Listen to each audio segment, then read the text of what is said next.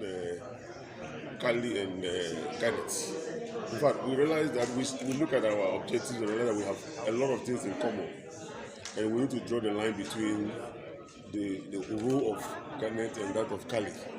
We are more into the content management.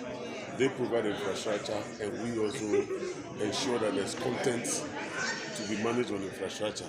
Now is that now we know the role of Garnet, and we also know the role of Kali, and we complement each other in each of the roles. So, anytime you mention Garnet, in the past the vice chancellor asked you what is the difference between Garnet and Kali. Now it's clear that Garnet provides infrastructure and Kali also provides the content. What achieve is that there's a robust ICT infrastructure in our universities, and there's adequate content in terms of e-resources, both open and access and whatever, if you like commercial access. They are available for our users to support teaching, learning, and research. That's all. The university's basic stock in trade is teaching, learning, and research. And they need this infrastructure, they need the content to achieve that. So all we are doing is that we want to ensure that universities have all the necessary infrastructure and all the content to support their teaching, learning, and research. MOU between Garnet and Kali will bring actualization, realization, and fruition to all of the work that Garnet has been doing. In providing access to library content, that goes a long way to support the open science agenda. Access to library resources is key, and the vehicle for doing that are the networks that we build. It is important to understand that the library sits at the center of research and education.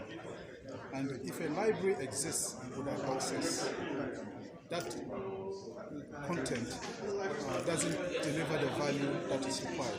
So this MOU is to ensure that whatever resources are available, they are accessible cheaply to the whole community, students, faculty, and researchers in Ghana.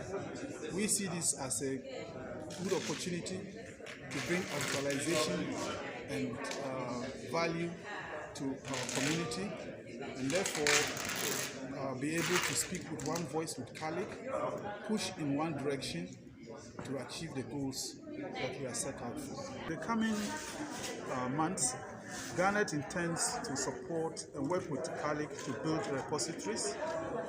A number of our institutions still don't have access to repositories.